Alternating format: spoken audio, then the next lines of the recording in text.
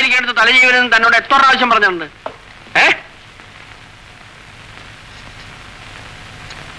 താൻ ഇത്ര പെട്ടെന്ന് വിട്ടുപിഴിഞ്ഞോ? ഊണ് കഴിക്കുമ്പോഴും സ്റ്റൈല് നോക്കുന്നവർക്ക് താമസം. നമുക്ക് ആ പ്രശ്നമൊന്നുമില്ല, വിശപ്പാ പ്രശ്നം. അല്ല, വർഗീസ് ഊണ് കഴിച്ചോ? ഇല്ലേ. അപ്പൊ ഇലയെടുപ്പായിരിക്കും ജോലി.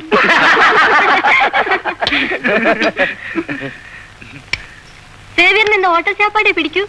വീട്ടിൽ നിന്ന് കൊണ്ടുവന്നാലെന്താ? അല്ലാതെ തന്നെ സമയത്ത് എത്താൻ പറ്റുന്നില്ല. ഇനി ചോറ് കൂടെ കൊണ്ടുവരാൻ നിന്നാ പിന്നെ പറയണോ? ഈ കുട്ടിക്ക് എന്റെ ജോലി കളയിക്കണം എന്നാണ് നിർബന്ധമുള്ള പോലെ. അയ്യോ, എനിക്ക് അങ്ങനെയൊന്നും. ആ ചോറ് കൊടുത്ത്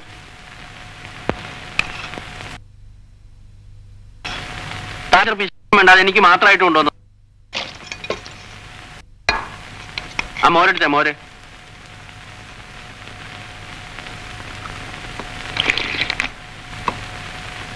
സാറിന് ഊണ് കഴിക്കണമെങ്കിൽ 1-2 കയ്യാട് വേണല്ലോ.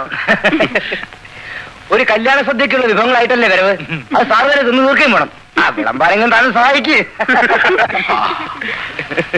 കല്യാണ സദ്യയുടെ കാര്യം പറഞ്ഞപ്പോഴാ കല്യാണത്തിന്റെ കാര്യം ഓർമ്മ വന്നു. ലതയുടെ കല്യാണ പരിപാടിയൊക്കെ എവിടം വരെയായി? ലത കല്യാണം കഴിക്കാൻ പോവാ? എന്താ, തനിക്ക് വല്ല വിരോധമുണ്ടോ? എനിക്ക് സന്തോഷമേ ഉള്ളൂ. ആര് കല്യാണം കഴിക്കുമെന്ന് കേട്ടാലും എനിക്ക് സന്തോഷം. ആ, ഓരോരുത്തരുടെ യോഗം. വിഷമിക്കണ്ട വന്നവരാ, തനിക്കും തെളിഞ്ഞു തുടങ്ങിയില്ലേ ഭാഗ്യം. ഒന്ന് പോഷ്ടം. അവന്റെ ഒരു സന്തോഷം കണ്ടില്ലേ? ഇനി അതിന്റെ ഒരു കുറവേ ഉള്ളൂ, ബാക്കിയൊക്കെ തെളിഞ്ഞു. മതിയാകാതെ മണി 2 മതിയാക്കി മതിയാക്കി.